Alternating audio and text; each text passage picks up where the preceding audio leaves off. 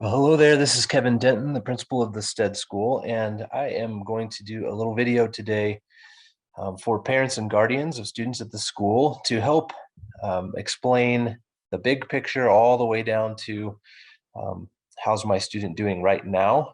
At the STEAD school, we obviously use a different approach to our grading and assessment called competency-based learning that can be somewhat challenging for people to understand from a philosophical and technical perspective.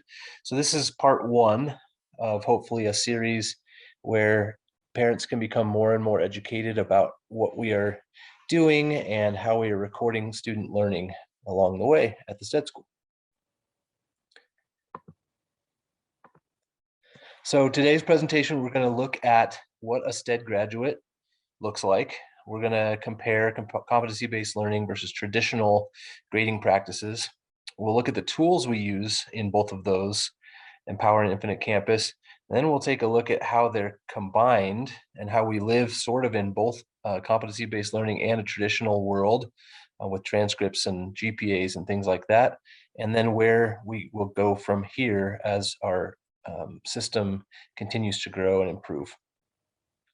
So to start with, what we all want from our kids, this is something I've discovered and probably can assume for most parents and guardians. We want our kids to be happy. We want them to like their teachers, to make good friends, to make good choices, to enjoy learning, have fun, have a high self-esteem. And to you, your kid is the most important kid in the whole school. And we want to partner with you and see them thrive as people. We also want out of schools for our kids, for them to be prepared for many different options after high school. So we want them to learn a lot. We want them to gain real skills, transfer those into a variety of options that maybe they don't know what they want to do yet. And we want them to be able to get good grades and to have all the options open to them. So defined in our core principles is basically a lot of the same things. And this is what STEAD wants for your kids. We want them to become citizens. We want the school to be a place of mutual respect. We want it to be a place where kids learn with their heads and their hearts and their hands, so they're fully engaged. We want students to be able to take healthy risks and learn to make mistakes and have real experiences. We want kids to have a sense of purpose in what they're learning and what they're applying their learning to. And we want that learning to be deep, that they would have deep learning experiences that creates connections between all the subjects and incorporates the community as well. So if we take a look at what we have developed as far as a characteristic of a graduate, this really is a synthesis of a lot of the original documents and vision and mission, core principles, all kind of pulled into one place, and it puts the graduate at the center and what we want that graduate to walk out of STEAD looking like. And so you can see here are core values of exploration, stewardship, and collaboration sort of turned into adjectives to describe a graduate who would exemplify those things. And so we want our graduates to be explorers, to be stewards, and to be collaborators with an authentic purpose centered in the middle. And how they get there is these characteristics, these 6 characteristics around the outside. And we believe that if students exhibit those characteristics and have evidence of those characteristics, that they truly will embody these core values here.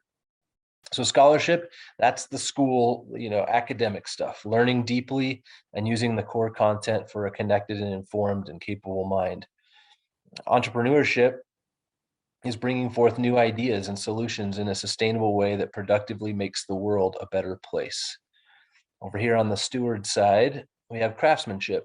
We want students, graduates, to be able to imagine and create high quality, beautiful work from an ethic of effort and revision. And we want our students to be leaders, to take responsibility for the care, well-being, potential, and resources of others, the environment, and of oneself. Down here, as part of collaboration, we want our learning experience and our graduates to discover and experience and learn from others for their post-secondary readiness. We hope that they also grow into a strong sense of partnership and collaboration and sharing and working towards a common goal with others within a culture of trust. And so if you take these um, 6 characteristics of a graduate and think of them as sort of the end product of what the STEAD school was designed to be and to serve students in this way. And this is kind of what then guides everything else as far as our learning journey, all the way down to the nuts and bolts of everyday grading and things like that. And so we'll start here, and then as you'll see, we'll move forward. So those characteristics that I spoke about, we only have characteristics when we are competent in those things.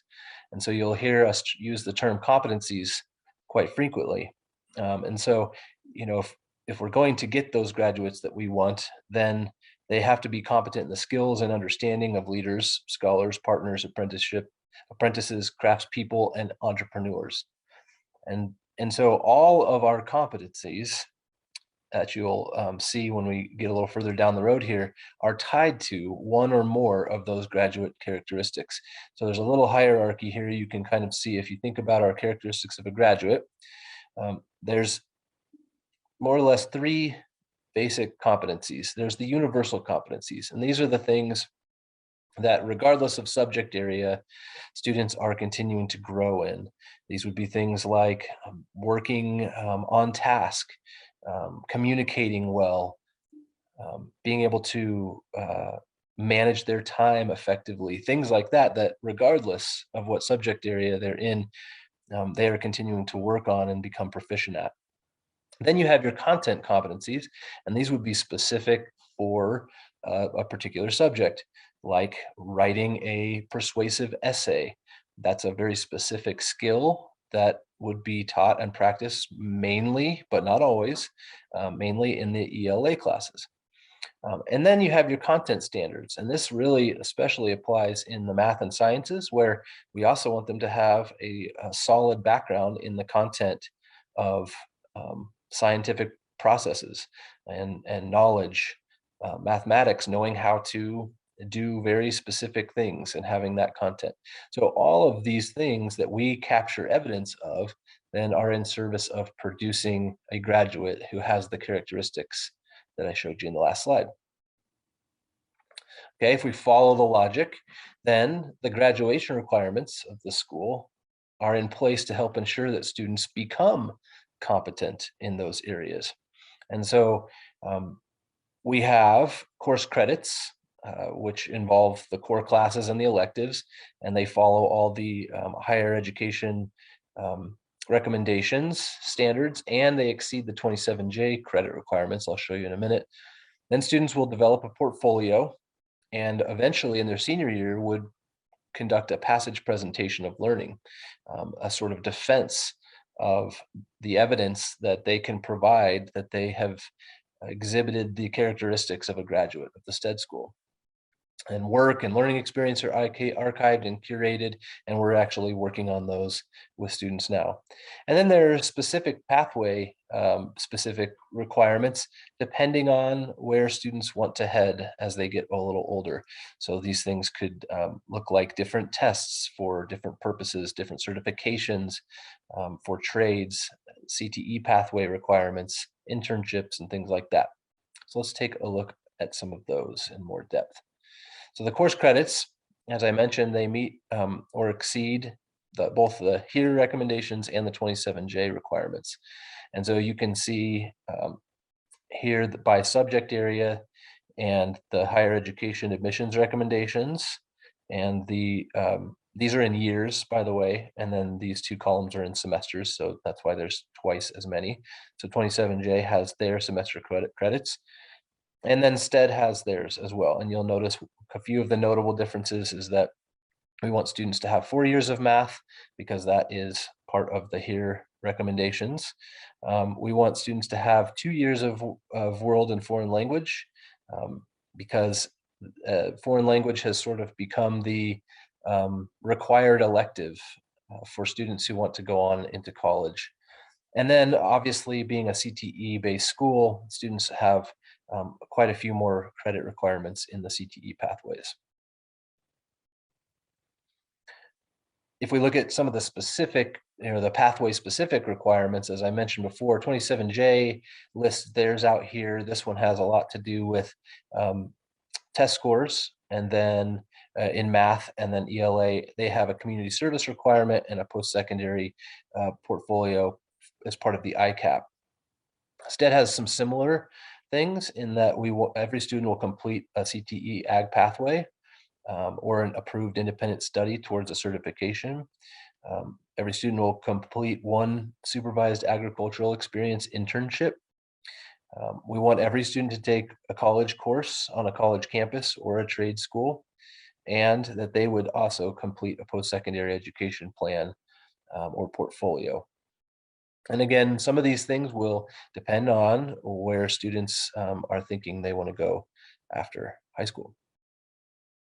So if we look in depth, the portfolio of learning, as I mentioned, we're already beginning to have students build the shell for this. It's really a place where they will curate evidence towards their competencies and ultimately then the evidence of the characteristics of a graduate. And this portfolio documents the many other aspects of a student's strengths, like their future plans, their passions, their skills, and the competencies that can't be captured perhaps in just a transcript or an SAT scores. It documents also their career and college exploration. And this, I think, is important because more and more colleges are expecting portfolios as part of the admission process, in addition to, or even in some cases, instead of transcripts and test scores. I know some of the Ivy League schools are not even necessarily requiring certain test scores, but are requiring portfolios. So we want students to walk away prepared for those opportunities. So students then have to be able to show evidence of their competencies in order to meet the graduation requirements so that they can satisfy the or demonstrate the characteristics of a graduate. So how do they do that on a day-to-day basis? And that's through courses and projects. Our projects are how we organize the content that students get. They're generally 6 to 8 weeks long. They provide a theme of some kind or an essential question that is real and based in a real issue or a real problem. And students then tackle that real problem and meet competencies from multiple subject areas. Now, in order to do that and still satisfy the graduation requirements, they're enrolled in core courses, just like you would expect, the 4 main core courses: math, science, social studies, and ELA. And then they earn credits then for those courses as part of the projects. Students also have lots of elective opportunities, and they choose 2 electives prior to each project block. So they choose them along the way rather than before the school year starts. They're shorter. They last sometimes 1 project block, maybe 2, occasionally 3. But they're all connected to state-approved courses, like, for instance, beekeeping would connect to a state-approved course called small animal production. And finally, then the competencies, which are what we are collecting evidence on in all of these places. And that's what allows us to merge our projects and courses that are created through the year and partly based on student interest and need. So rather than the course title driving everything, the course or the project and the competencies defined for that project are what drive things. And we're able to collect evidence on those competencies from multiple different places. So let's take a look at grade levels and what we call learning stages, because learning stages will show up in our tool, and I want you to understand what that means. Because development of students is not always at the exact same time, we use grade levels to still keep track of which cohort of students we're talking about, um, and keeping track of things in that way for their final transcripts. But we also kind of think of ninth and 10th grade as together the early stage of high school. Somewhere in 10th and 11th, we would consider that the middle stage of high school, and then 11th and 12th would be that late stage. This allows us more flexibility in recognizing the differences of development among students and to build courses, build projects, and allow students to gain competencies in and out of perhaps their current grade level. And so you'll see us talk about grade levels and learning stages, and this is how they're related. And now, as we talk about competency-based learning, we are looking for mastery, and it's worth taking a moment just to define what mastery is.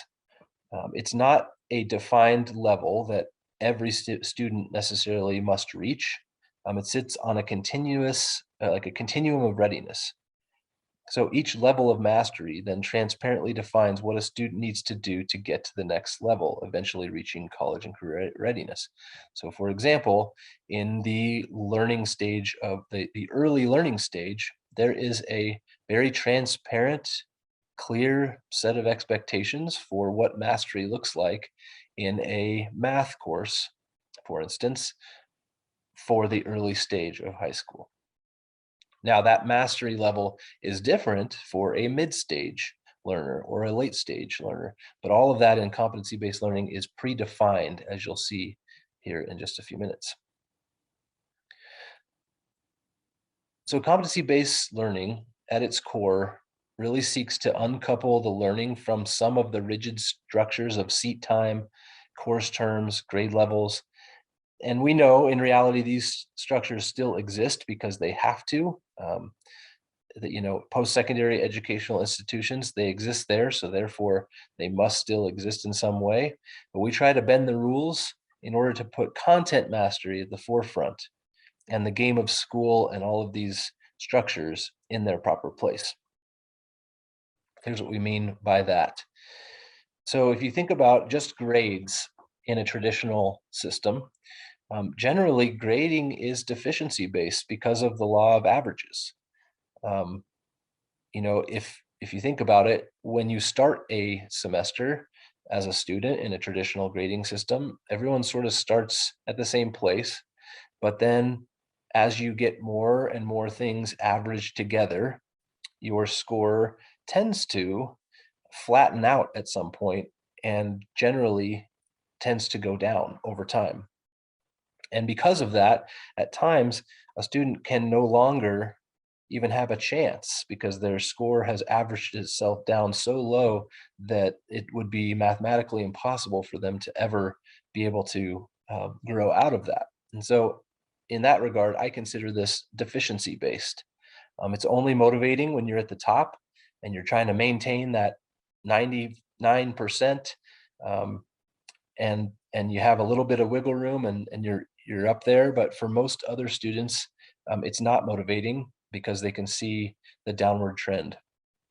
The evidence also in a traditional system is very prescribed, typically a lot of artificial um, assessments, proxy tests, things like that that are arbitrary and maybe disconnected from things.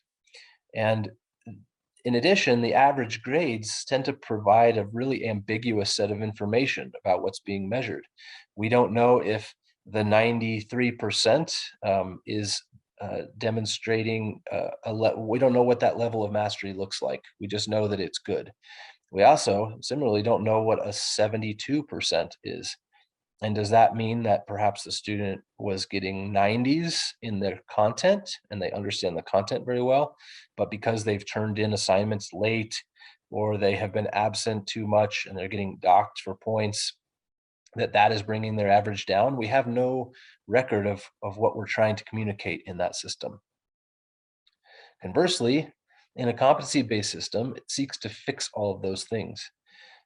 In this system, revision and growth towards mastery is prioritized. So students are given multiple opportunities to demonstrate their level of proficiency. It centers on the learning and not on a point accumulation or a percentage chase down.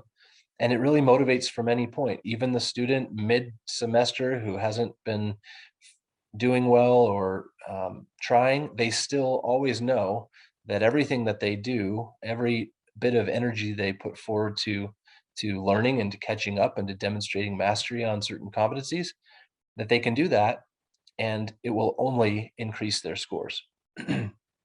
It also seeks evidence from anywhere. So teachers can collect evidence even on things that aren't necessarily from their subject area, or they can collect universal competencies and they can share that with one another. Because really in this system, the main goal is to find evidence of learning as opposed to find evidence of deficiency. The other thing is that it provides clarity about what's being communicated. So proficiency is tied to real attributes, real skills, real competencies that can be defined, and the expectations are clear and transparent from the beginning. Skills and content understanding and behaviors are all measured separately. So in the case that I mentioned before, the 72 student, right? Perhaps they are demonstrating high levels of proficiency in certain content competencies, and yet we're also communicating that their learner behaviors or some of their skills of time management or some of those things are lower, and therefore we know and parents know what they're looking at and what we can do about those things. Now, progress looks different in these systems. At the beginning of a year, in this model, you would expect then that students are actually lower because they have not had as many attempts to demonstrate mastery at a certain level. But over time, in this system, students have opportunities to revise, to demonstrate reliably their level of proficiency. So in a competency-based learning system, grades tend to rise over time. And in a traditional system, it would be the opposite. Students tend to come out of the gates doing pretty well, but as they continue to add things into the law of averages, sometimes it tends to go down over time before it levels out. This is concerning to parents who come to perhaps a parent-teacher conference or a student-led conference at the beginning of a term or the beginning of a year and see that their students are scoring much lower than they used to in their old traditional system, and that can raise red flags. But if you understand that it would be expected at the beginning that students are not fully proficient at skills and content, and that over time they will grow to mastery, then it starts to make a little bit more sense.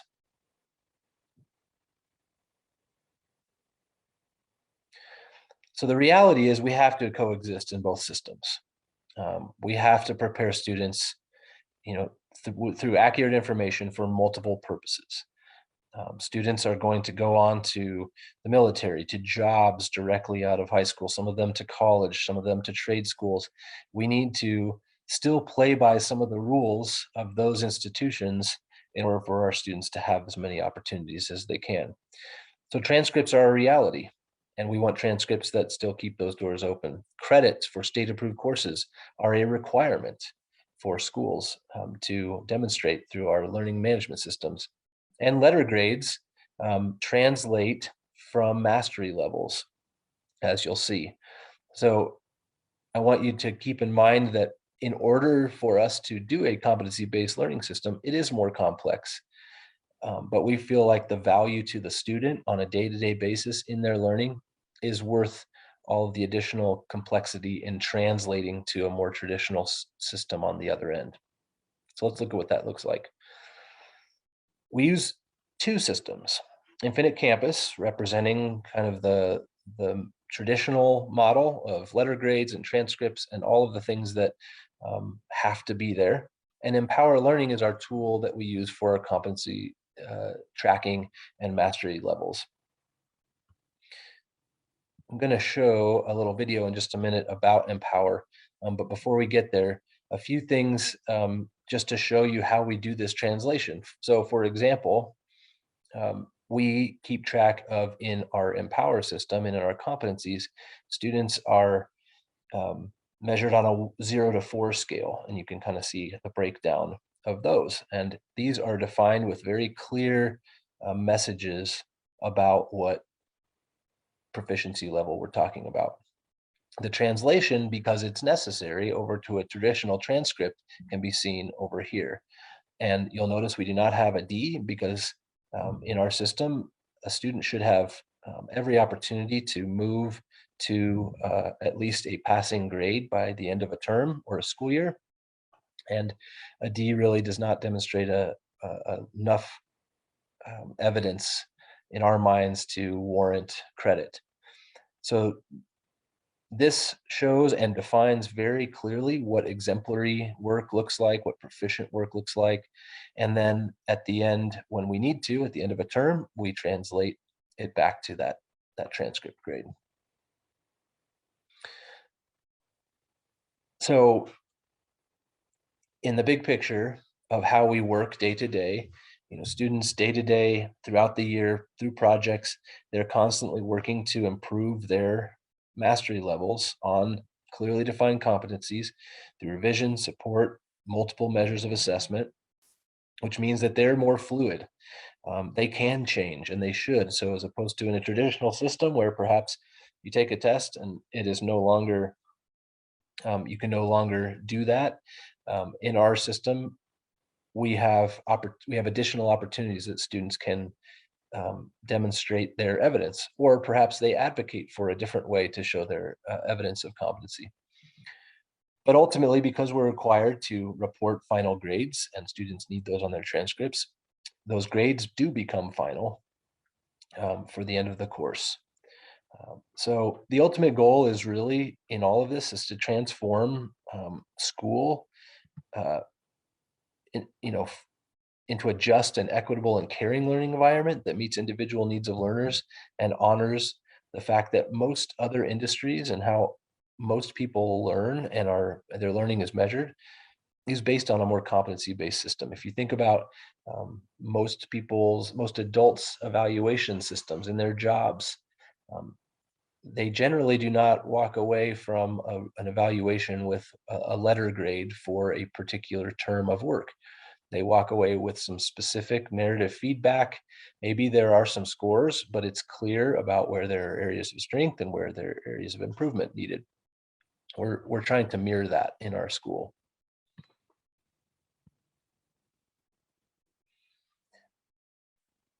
So how do students actually earn the course credits?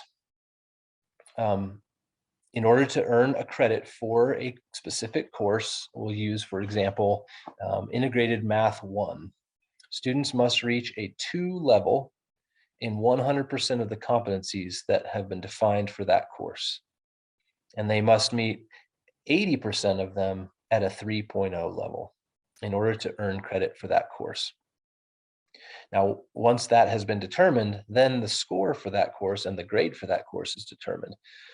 But until they've reached these levels, we can't reliably say that they have mastered the content in that course at a level that would be recognized as having mastered that content. So once that credit's earned, then the grade is assigned and based on that translation that I showed you before. And if students have an incomplete course by the end of the school year, because that is when our final grades are posted, all other grades throughout the year are only progress grades, then they are invited to summer school where they can continue to work on those competencies that they do not have at those 2 or 3 levels, and in order to be able to get to the next level. So let's talk about that. If you think about summer school in the traditional sense, A student might fail a class and then have to go to summer school and take the entire class all over again in order to be able to then be back on track and jump into the next uh, class the next fall. If you think about the competency-based model, we're essentially saying that a student with the time given was not able to master the competencies, so they need more time. And summer school then provides that more time. So if they end the school year with an incomplete, they're invited to summer school and they do not have to complete an entire course. They're able to focus on just the competencies that were deficient or not at the level of at least a C. And so if they complete those and bring those scores up to at least a 2.0 for 100% of the competencies and a 3.0 for 80% of them, then they would earn a passing grade of C by demonstrating that partially proficient level. If it's not converted to a C by the end of the summer, then the grade would be converted to an F, and it is final because we do still have to live within time. In a purely competency-based system, that wouldn't happen, but there are lots of structural and scheduling issues that make that not tenable in this case. And they would then need to either repeat the course or they would need to recover that credit in a different program. Another thing that comes up is about honors. How does a student earn honors? This is one of the coolest things about competency-based learning, in that a student is not rostered into an honors class beforehand because of whatever parent choice, teacher recommendation, student past performance, none of those reasons. Essentially, every student has an opportunity to earn honors in any of their core classes that it's offered. How does that work? Well, it just means that the criteria is a little higher for that course. So if in that course, 100% of the competencies are at a 3.0 or above, and a student then earns 50% of the competencies in that A range at a 3.34 or above by the end of the course, then what we know then is that they have already begun mastering a later stage of learning that are part of later courses. And so therefore we want to honor them with that. So then if that occurs, we would go back and we would re-roster them into an honors section of that course, and that's what would show up on the transcript. It's as easy as that. Weighted credits also, just like in 27J schools, those credits or courses that are tied to honors or college or AP would also be weighted at 1.25 for the GPA. This is exactly the same weighting as all other 27J schools.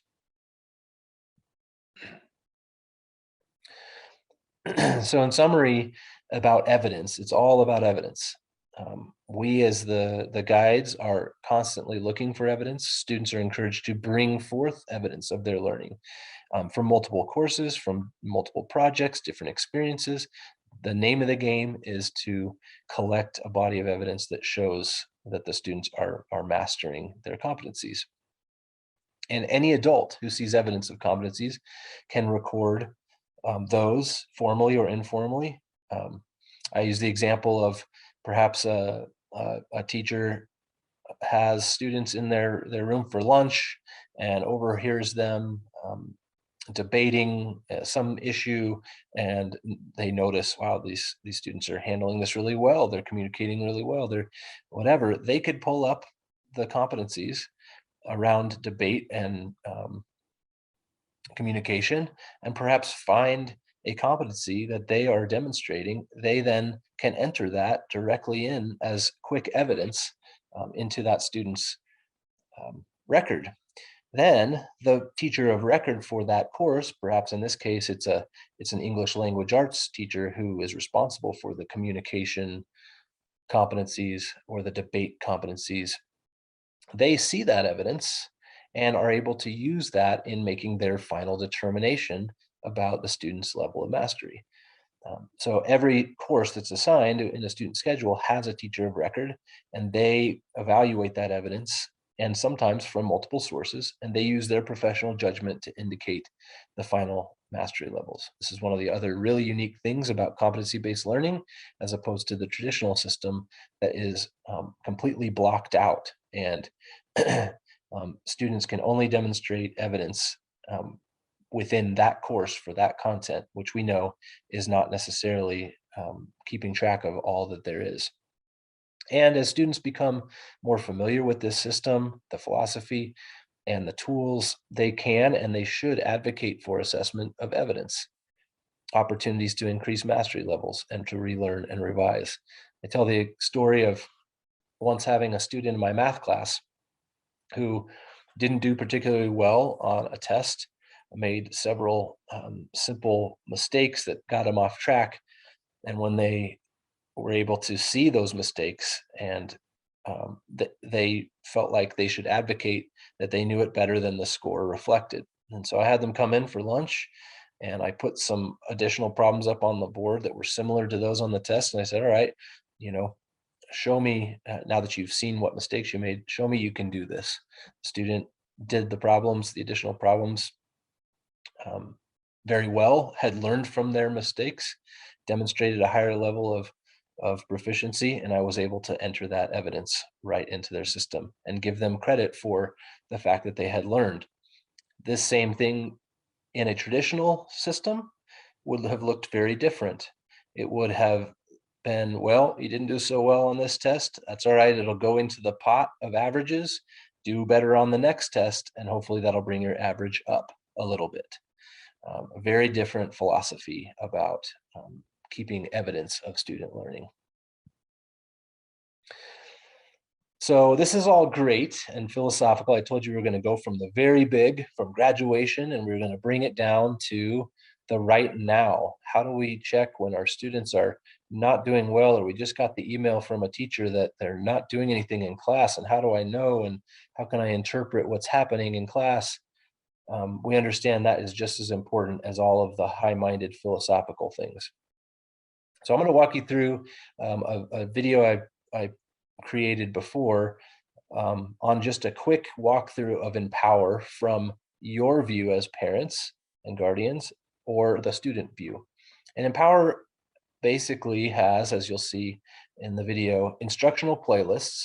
And this would be where staff would build assignments, where students can turn in their work and things like that.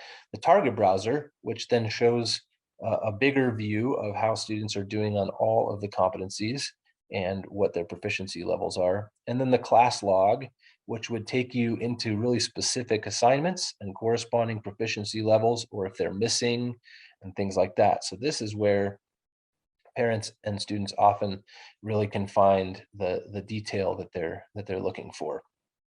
So I am going to play this video for you.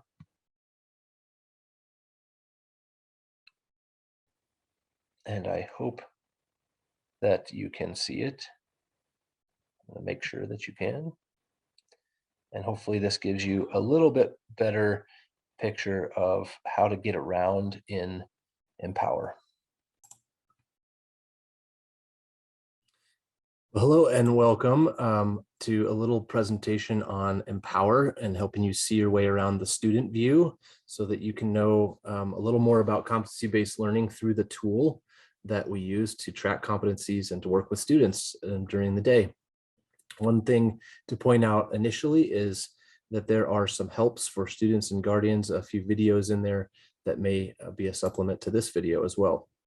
So I'm in a home page here for a fictitious student named Kevin, and I have been assigned to several different courses for this semester. And we're going to walk through a few different views. Up here, you can see the class log, which we'll take a look at, and the target browser, which we'll take a look at.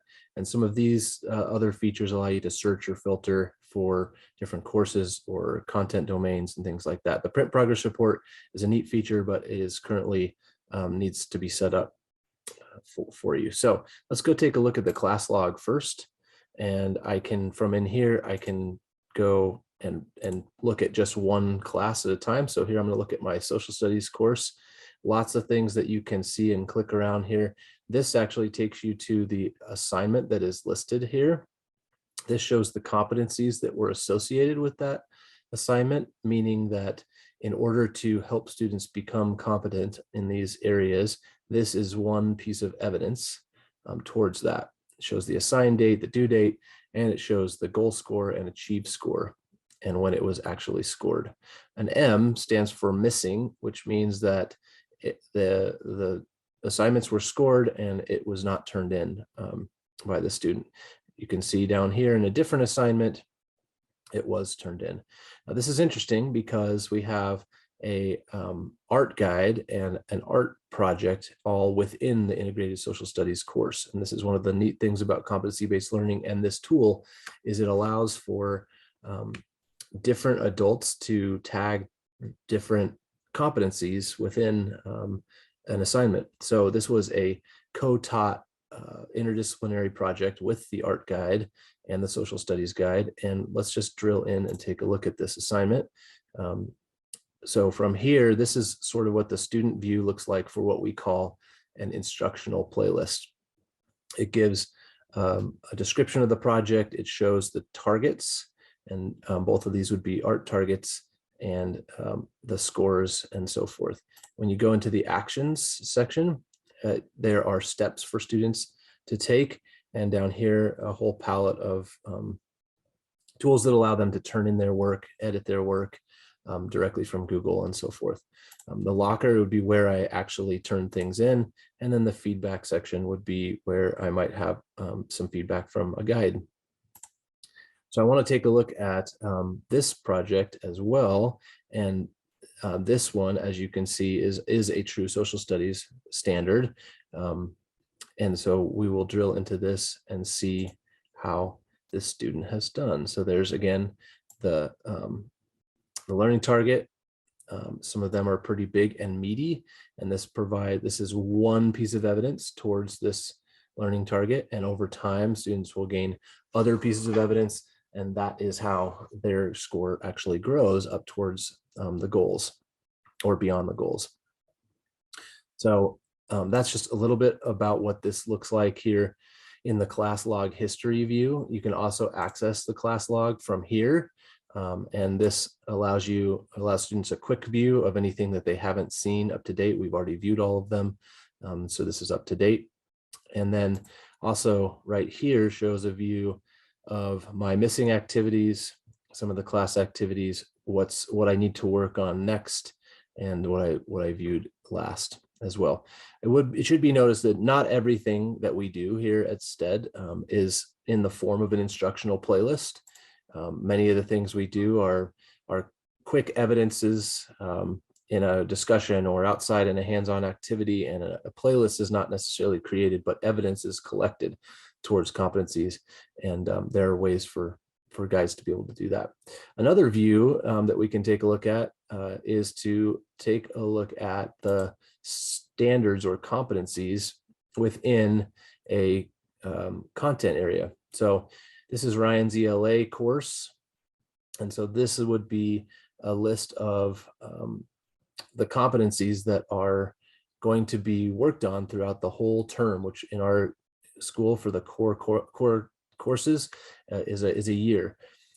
And you can see things that have not had assignments attached to it yet, but you can see other ones and how I'm doing in those competencies. And you can then look at the different pieces of evidence here this way.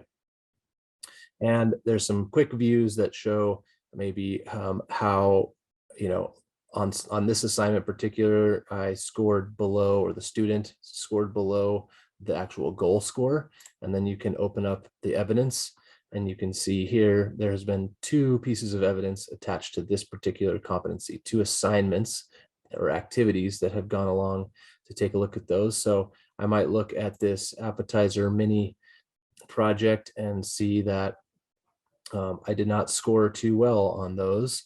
And maybe I want to look and see if there was any feedback for me, not in that one. But in this one, I actually was able to hit those targets in a much better way. And so I've scored higher.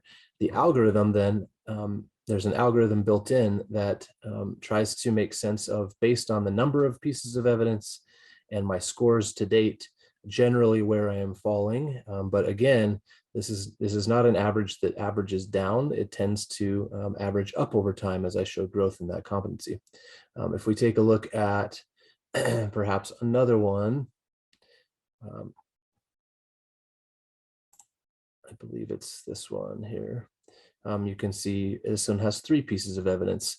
And so because I've scored 2 and 2, but the goal score here was 4, right? This is where I'm sitting at a 2.5. The guide actually can override this score at any time. So depending on what they know about these assignments and whether they were weighted heavily or smaller, check-ins versus a larger project or something like that, they can override this and determine the level of competency, level of mastery at any given time. There's also, if I want to look at this class, I'll go back here to the class log. And you'll see that in some of these assignments, there is some feedback for me. So I can actually view that too. So for this assignment, these competencies were assessed, and I can take a look and see for this particular one what some of the feedback was from my guide, and I can have a conversation. Again, not all guides use this format, the instructional playlist, all the time, but any assignment would go in to Empower in this form or in some form of a quick evidence. A couple last little things I want to show you. One is the target browser. And so if I wanted to look at all the competencies that have been assigned and will be covered over the course of a year-long course, I can look at them here. So I'm in social studies here. You can see those learning stages in the way we've defined them: early stage, mid stage, and late stage targets. So because this is a intro or a level 1 social studies course, you're not going to see a lot of late stage competencies being tagged to it. But most of them are early stage targets. And from here, then I can see some of them that I actually have enough evidence to be showing what score I might have. So I can click in there to that, and I can see then the actual competency and the success criteria for the different mastery levels. And this is what makes competency-based learning so powerful, is that students can transparently see what is expected for this basic level of understanding or skill, what the expected level is, and then what the exemplary level is. And then there's more ways that you can go into that. You can click on my work, and you can find then the work that was associated with that particular competency, all from that target browser. And so I can then drill into these things. The other neat thing about Empower is it keeps track of all of this for all 4 years. So you can go back and find continually growing scored evidence over time, and go back to every assignment that was ever assigned here. So the data is really transparent for students as well as parents, and they can really take ownership of this. And this becomes like a portfolio where they can keep track of their learning and their progress, the evidence that they've been providing. They can start to advocate for themselves to revise pieces of evidence, or to ask for additional opportunities for learning, or to demonstrate a competency. And one view that we can't see yet, but I will show you, or I showed you in the presentation, is that they will also get to see a view that looks a lot like this, called My Learning Path, where it actually shows every subject area and every course and their progress in each of those courses. So they really have a view of how they're progressing towards graduation through those competencies. One last thing to point out is this help call out. I'm not one that generally likes to dig around and help little help desk things, but this has been particularly helpful. They make it really easy to just search for something that you're interested in, and then you can see the articles, and you can click around, and there's many videos that are embedded in here to learn more about Empower and how to make sense of it. So that's just a little bit about Empower, how to get around in it, and what your students are using to keep track of their assignments and their competencies. Okay, so back to the presentation then. That gives you a tour. One note is that we did fix the little progress report button. So you should be able, or a student can click on that and they can see their progress for all their courses and all the competencies that have been assessed up to that point. So in the translation, then for final grades at the end of a term, we would then post the translated grade from a course into Infinite Campus. We also are required to do progress reports at the end of each project block or quarter, and that will give you a sense of where they're sitting, but doesn't give you the detail that Empower would. And then final transcripting happens at the end of the school year, at the end of the term, where then the letter grades are put onto that transcript. A couple things about athletic eligibility. We basically look at these 4 competencies as things that if kids are competent in those things, they're doing what they're supposed to do at school, and we want them to participate in activities and athletics. If they're not doing these things, then they need to focus more on school and less on that athletic participation. So students must be at a 2.0 at the time of reporting each week in those habits of success competencies, where they would be ineligible for a week. And hopefully that gives them time to get back on the wagon and make some improvements and then be eligible the following week. Coming soon, I mentioned this in the previous video. This is what that My Learning Path looks like. So this would be a student who is looking now maybe from their junior year perhaps, and they're able to see each of those areas like English or math or science, and they can see the actual courses that they took, and they can see their scores in those courses as they went along. And then these ones, of course, are in progress. So this will be a really neat feature that we are going to turn on as students get a little older. So here's a few scribbles to hopefully pull it all together from something I did. It's just some brainstorming I did a long time ago. So if you have your grad profile, and these are those 6 graduate characteristics that we talked about, like scholarship, all these competencies, right? Universal competencies, and content standards, they're all these little dots, all that evidence that is constantly going up towards those characteristics. That all gets documented in Empower and then synthesized or summarized into Infinite Campus where through a course grade. That's that translation between kind of the A, B, C, I, and the 1, 2, 3, 4 system. Then all of that ends up, all those scores, those Infinite Campus grades end up on a typical Infinite Campus transcript, maybe with an SAT score. And all this Empower data then hopefully also will end up on a kind of an Empower mastery transcript that will be developed, as well as students will have their portfolio and will have a school profile to share with colleges and things like that, so they can understand how rich their education was. And hopefully then that sets them apart, sets them ahead with all that information about their high school journey. So I just want to thank you for taking the time to dig in a little bit from graduation to where students are right now. STEAD's vision is to be a regional next-gen agriculture campus centered around an innovative food, environment, and business systems entrepreneurship secondary school. The mission is to empower students to design and lead their own post-secondary and career pathways within the context of an exciting science, technology, environment, agriculture, and systems design thinking learning environment.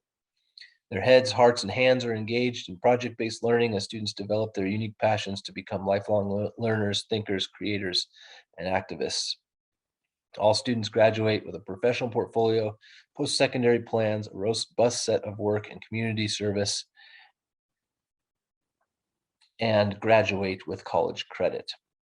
hopefully the presentation today has shown you a little bit more of how we are going to reach this vision as a school, and students will be reaching that with us. Once again, thank you for taking the time today, and if you have any questions, please reach out. That is all.